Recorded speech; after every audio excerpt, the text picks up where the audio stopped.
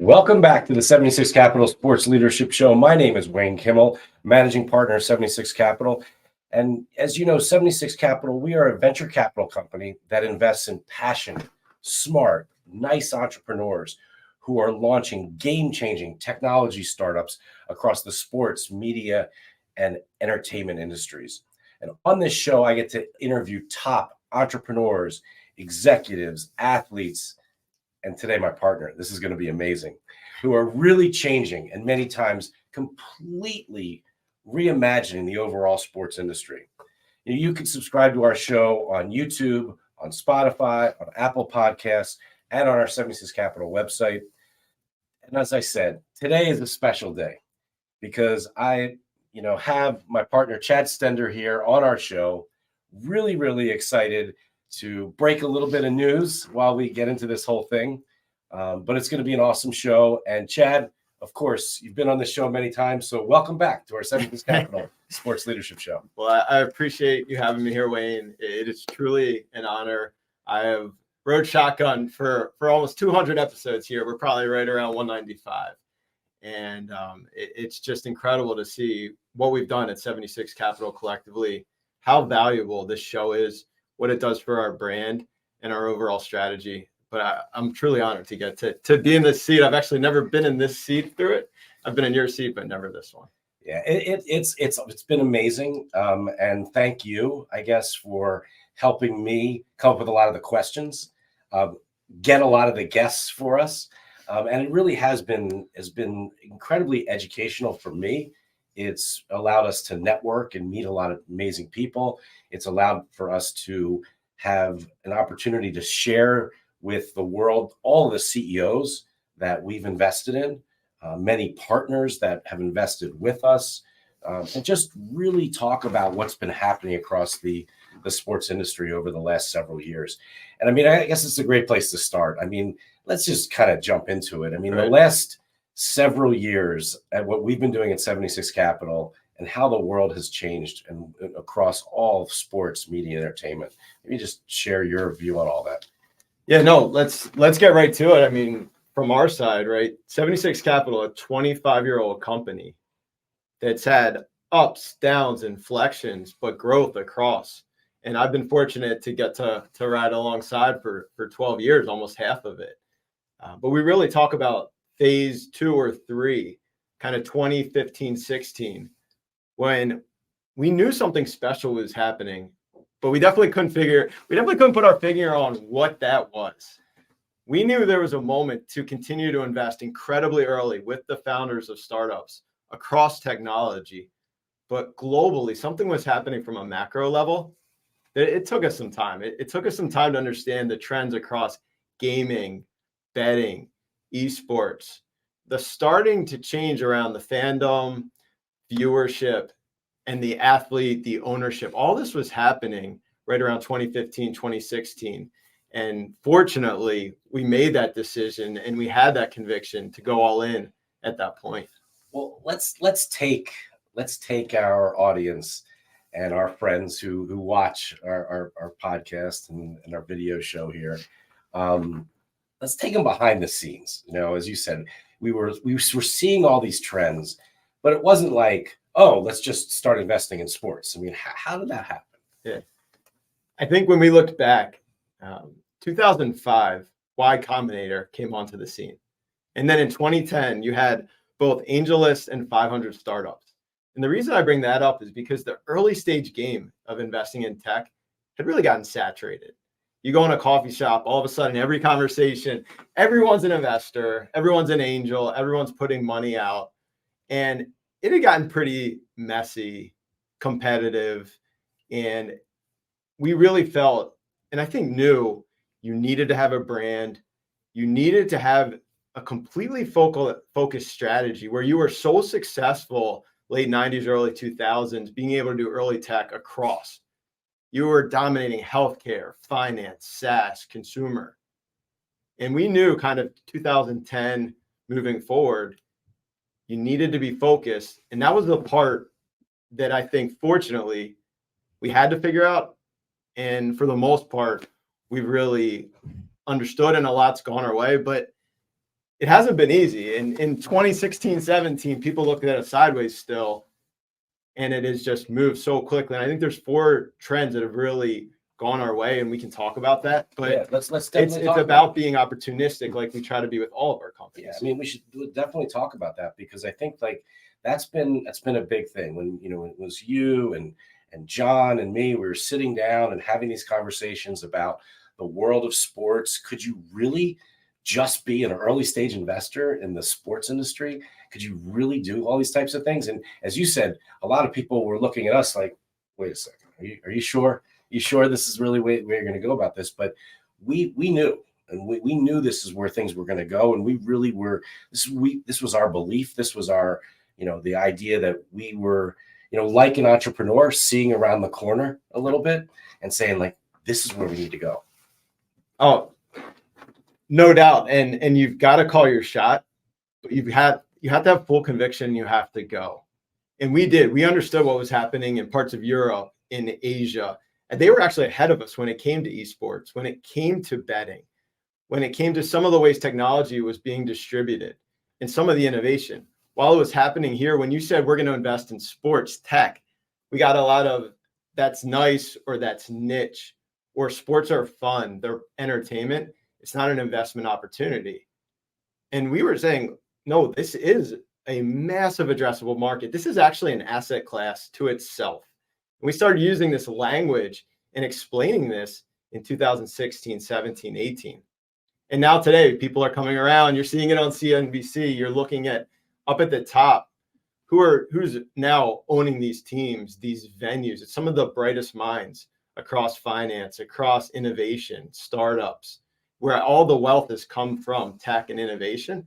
And now they want to own teams.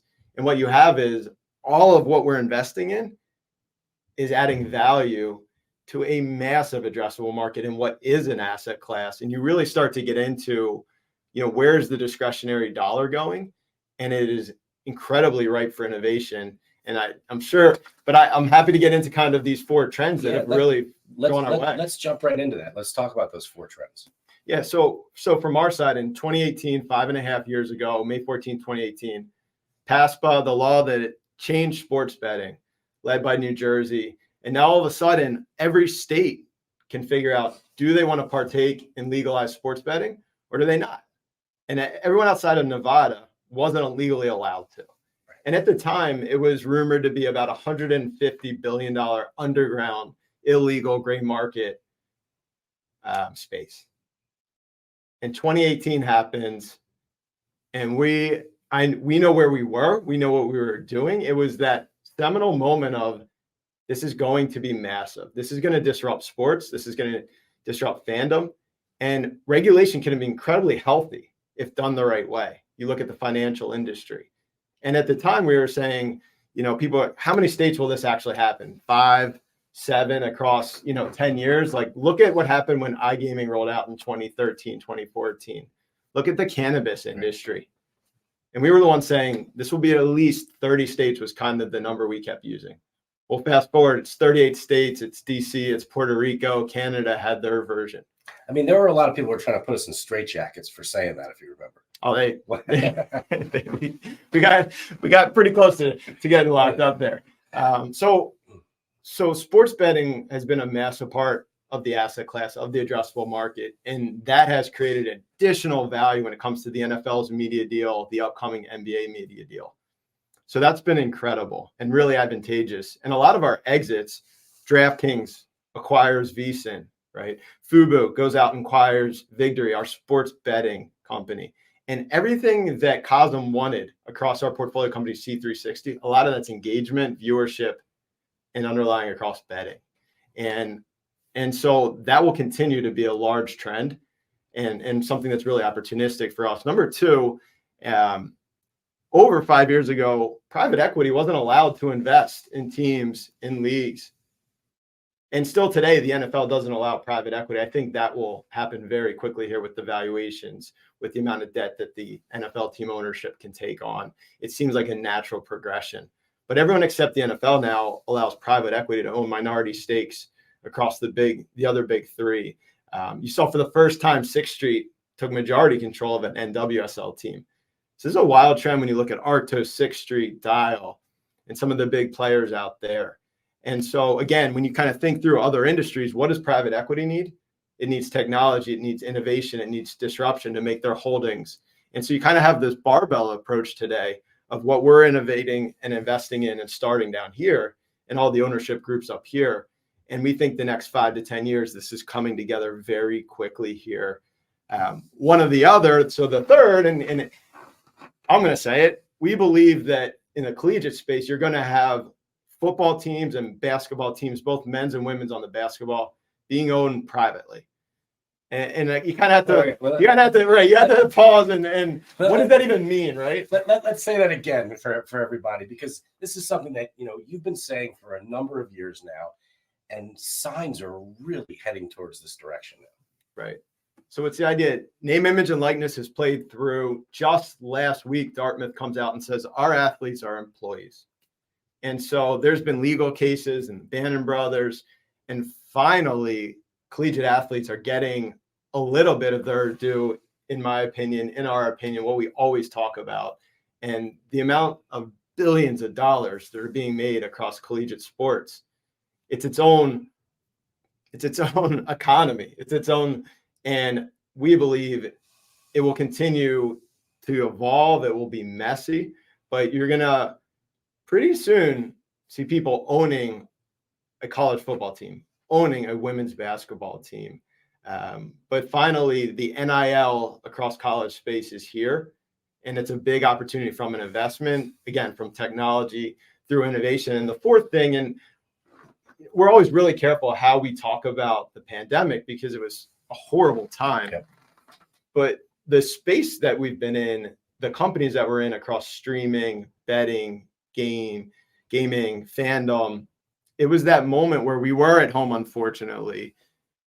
We were all starting to get stir crazy. And those were the things that really grew across the pandemic, right? You looked at kind of this Zoom streaming. How does everyone see what they want, interact in certain ways? Peloton had an amazing run, obviously struggled coming out of it, but also what the pandemic brought was cabin fever. Everyone today wants to be out. We want to be doing this. We could have done this over video very simply. We could have used our one portfolio company, Maestro, and right, but yeah, we're here in person and we want to. And so now when people think back through after shelter, right, clothing, food, it's like, where does that discretionary dollar go? It goes to entertainment. 124 million people watch the Super Bowl. Yep. The whole Taylor effect. I mean, she helped the economy. I mean, this is crazy stuff that's happening. And so for us, it's been, things have gone our way, but we've attacked and we've stayed aggressive, like you said, like our portfolio companies think. And we've really, now is the time. And there's still plenty of people that don't really understand, that aren't, in the trees like us. But the next 5 to 10 years, you're going to see massive growth across this asset class. I really wanted to start off the show with talking about you and your background and all the things that, you bring to to all of us here at 76 Capital. The fact that now with me, we're both managing partners here at 76 Capital. I'm super excited about that. And just to see your, professional growth over the years, coming on board. Gosh, it feels like yesterday, but it was what, 12 plus years ago.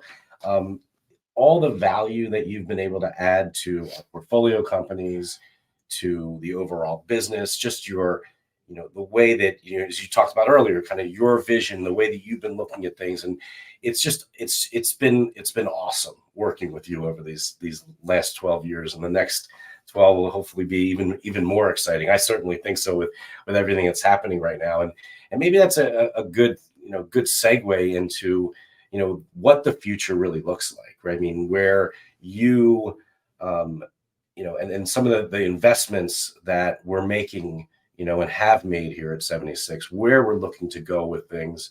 And, I guess intermix kind of your role and how in running this whole place. Sure. So why don't we do this? Why don't I give the quick background? I asked you too many questions. You asked me 3 questions right there. I'll do the quick flyover, and then pull through to where we're going. First off, it's an incredible honor, and I've said that over the 12 plus years every day to get to come in and build with you and John and our team here. And you have been everything from a boss to a mentor to a close friend to a family relationship. And that's crazy today when you think about working side by side for that amount of time. Getting to see Sabrina and Hunter both, right? They're bat mitzvah and bar mitzvah. And now Sabrina's out of college and Hunter's a sophomore at Maryland. Got to make sure we get there can't be a show without a Terps plug. It's wild. It's kind of pinched me. And what we do today at 76 Capital, invest across sports, media, and entertainment, is this like 360 experience. So I graduated James Madison University, business major. Huge athlete growing up, involved in sports, playing, had aspirations of playing in college, never got the practice jersey off my back. But had an incredible. I think maybe with MLS's growth, they may need you now. What?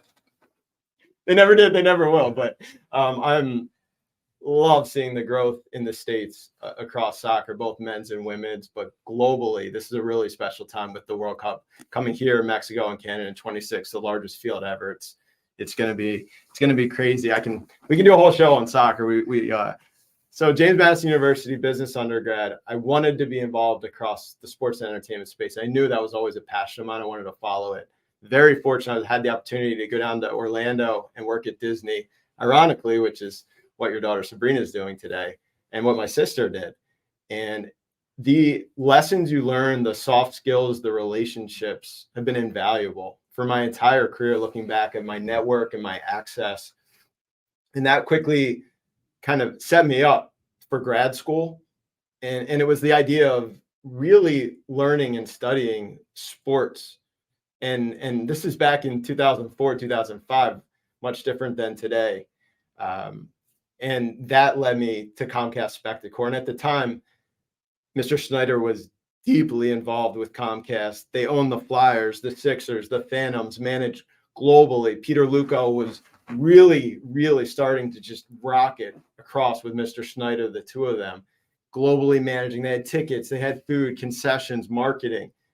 And if you're young, and if you understand work hard and network, it was a complete world of opportunity to me. Unfortunately, the teams weren't good. So you're constantly going to an arena and working. I mean, you get to the venue at 7 a.m. and sometimes you leave at midnight. But starting your career there and working with really talented people, it was unbelievable. And it was very opportunistic for myself. And it's how we connected. And you kind of look at relationships and how things play through. It's pretty wild to think that I was fortunate to start in sports and entertainment. I spent about 5 years across the innovation startup space. Everything from trying to start my own company, me and a buddy tried to buy a company, really wanted to figure out what this meant to be an entrepreneur, to be around startups, and to have meaning in every single thing that you did. And about 5 years later, you reached out and said, I've gotten to know you. I think there's an opportunity here. And the conversation really was, there's not a lot I can promise you outside a couple of years. We have all of our portfolio companies. If you work hard, if you're smart, if you hustle, there's work to do it here at 76. There's work to do at our portfolio companies. And by the way, I could be one of the most networked people out there. Like, something special can happen. I think this is the opportunity for you to bet on what we're doing at 76 Capital. And it felt like the right time. And thank goodness it was. And it was the moment that I feel like changed my life and my career. And it happened that our first kid, Benjamin was born that year. So a lot was happening. But sometimes you have to believe in your gut and you have to believe in instinct. And it was. And so 2012, move over to 76 Capital. And that really started this movement for us at 76 Capital into kind of what was next. Bringing on John a few years later, and then finally deciding we're all in. And as I said, this 360 of going all the way from starting in sports and entertainment, being around entrepreneurship and innovation, moving into investing, and then today being investing, it's crazy. It's awesome. Well, it really is amazing to see, just again, as I said earlier, your growth in the business, it's been amazing working with you. You know, you're now, you know, on the front lines of coaching youth sports, being in the middle of that with Ben, with Tessa, you know, being able to sort of see it live as it's all happening, seeing now how tech has been coming into the world of youth sports. Maybe touch on a little bit of what you're seeing, you know, from a coach's perspective, but also from an industry perspective, where it's like you're getting to see it all. You know, we're seeing all these amazing new innovations that are trying to come into the world of youth sports.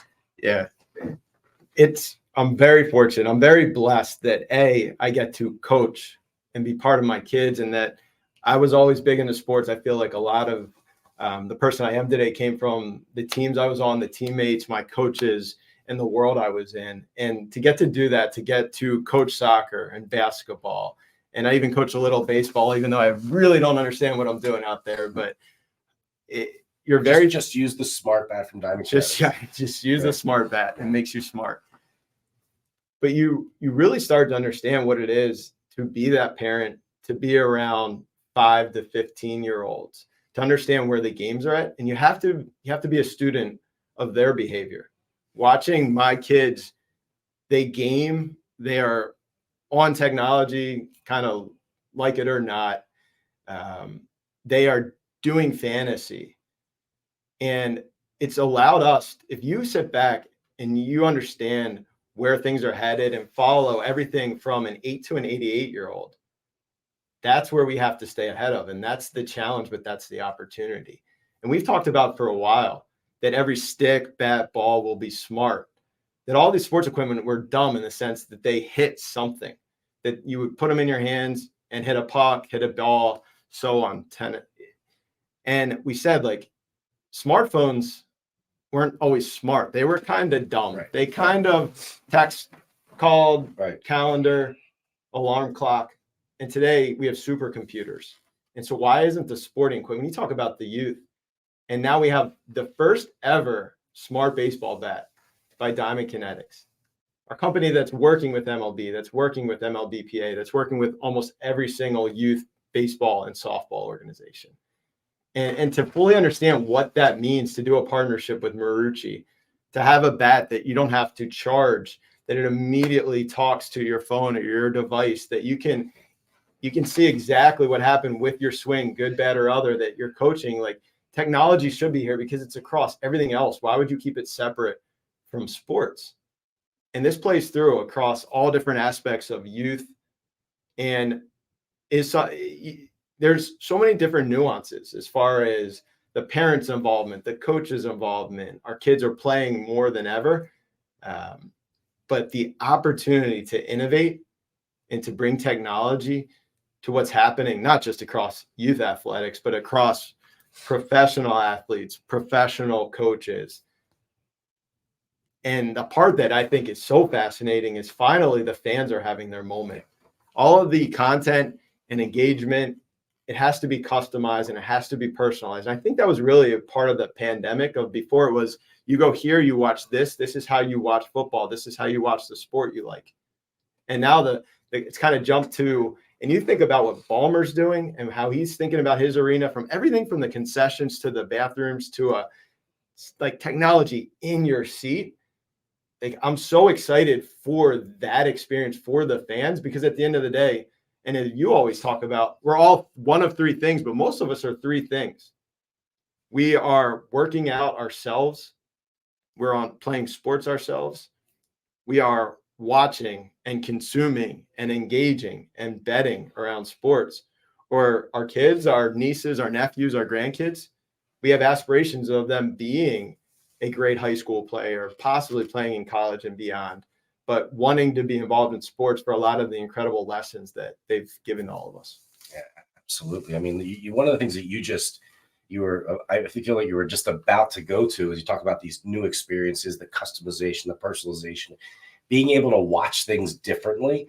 I mean, I think that lines up almost perfectly to move the conversation a little bit into the world of where our company Quintar plays. Yeah. You sit on the board of that company. You've led that investment. You've been working with Jay and Jeff and the team at Quintar. Talk a little bit about what they're doing and how it's truly the next thing. It is, Wayne. It really goes back to this. The fans want to be entertained and they want to engage differently. And that's the challenge and the opportunity, right? It's kind of back to this 8 to 88. I kind of always like, but it's 0 to 100 plus. And everyone consumes and engages a little differently. And before it was you watch on the TV and you watch it this time. And then there's replays and you talk about it and there's highlights and there's videos, stats, data, and information. Right. But that all was cycling over time. People were, taping games. Like it sounds like foreign today to think like you taped the game and sat down and like didn't already know the outcome. But what Quintar's done, and they were they led the charge across virtual reality over 20 years ago. They were some of the team that invented the first down line, sitting in the meeting, right, with Manning, and talking about what would be important to the viewership, what would add value to the game of football. Well, understanding where the first down, not just the line of scrimmage, but where the first down line is. John Madden, right? When he was like, I want to know where that line is. I kept mixing Manning and that. No, but he wants to run. He wants to know where that line is. And Jeff Jonas and a bunch of the other guys that are part of the team at Quintar were able to create that. I mean, it was unbelievable. And now they're moving things even further than that with what they're doing with the PGA Tour and Apple, the Apple Vision Pro. I mean, it's just unbelievable to see. Right. So now, I'd say that now it's moved into, you've gone from, we really believe that the opportunity is across augmented reality and mixed reality. Having this truly immersive experience, whether you're at a game and at a venue or at home, using your phone, using a device. And now what we have with Apple, where Meta's at, where Google's going, this is all happening, but it seems like this is going to be the year. And Apple just came out February 2nd that it is immersive. They talk about spatial recognition. What it means is, to us, I think the layman sense of making the experience better for all, making it immersive, feeling like you're actually in the game and in the moment, understanding stats and data in real time, betting and engagement. And I think that's what a lot of this 8 to 88 wants. And it's our company like Quintar that's the platform that's bringing this and working with the PGA Tour and working with a lot of the other major leagues and teams and these top tech players. So it'd be just great to share what we look for from entrepreneurs that send their opportunities to us. Right. What are some of the things that we really look for when we're trying to decide if we're going to make an investment in a company? And I think when you take a step back, the key piece of being an investor, you have to attract deals. You have to get the deal flow and you have to get the right types of deals. And again, when I made that comment about kind of that 2005 to 10, where there's oversaturation across early stage, we have worked really hard and become one of the pioneers and leaders across investing in sports, media, and entertainment, and everything that involves. And fortunately, last year we saw just over 2,000 deals. And I've got to really say thank you to Scott Powell, who keeps the deal straight. And we work with our systems and our processes, but thank to Scott for managing and organizing. But we see about 170 opportunities every month. And for us, many early stage investors, it's the shotgun, it's the spray and pray, and that's not us. It's the rifle. It is being patient and looking for our opportunity. And that's really three things. It is a company that's going after a massive addressable market and a massive opportunity, because we're not going for singles and doubles, to use the baseball analogy. We are looking to hit home runs. We are underwriting every opportunity for a 10X. And the other big piece, because we invest so early, it's about the people. You are underwriting the people. You're betting on the founders as much as you are the tech. And sometimes they're not in market. There's no revenue. There's no customers. But it's the addressable market. It's the team behind it. And then the other piece for us that's so critical, we're builders. We're partners and we're builders. As much as we're investors and we do not deploy capital, we're not out there deploying capital, we're investing. And we're building and we're partnering with these incredible founders globally. And we've got to be able to add value. We're not getting into deals just for the reporting or just to sit on board meetings. We truly believe, and we're going to add value or not going to get involved. And I think we've proven this time in and time out. And that's everything from helping on the strategy, helping on the hiring, helping on the exit when it gets to that point. But we always laugh, right? It's easier to get out of certain relationships than some of these business deals that you get into. These are long-term investments, and nothing's going to happen overnight. And it's going to be a roller coaster. And parts of the business plan are going to change after a couple of quarters, and some might change after a couple of weeks. And you have to understand that you have to know pattern recognition, and you have to have thick skin. And you have to be willing to build with these teams. And that means being there for them, taking their calls, their texts, their Slack messages. Because when everyone is functioning at the highest level and we're all engaged and we're all making things happen, great things will come from that. But when the founder's struggling or there's different things going on, you've got to figure out how you can quickly get back to building, growing, and making things happen. And I think when you talk about like our MO and our DNA and what really defines us, it's that part of it that's been so successful for us. So what's your favorite part of this whole game of being a venture capitalist now focused on the sports media entertainment world? Yeah. I think overall, if you talk about an entrepreneur, if you talk about an investor, if they are only focused on, I'm going to make a lot of money, it's never going to go well. I think if your intent is just about the dollars and cents, our whole mission and goal is to get the highest amount of returns in the shortest amount of a time for our investors, for us. But what it is, it's the relationships and it's the building that excites me, that gets me out of bed super early, that you'll stay up late to get something done, that is the motivator. And I believe when you're successful at that, and fortunately we've had many successes and we will have many more, the financial, that piece continues to come, and it continues to come in spades.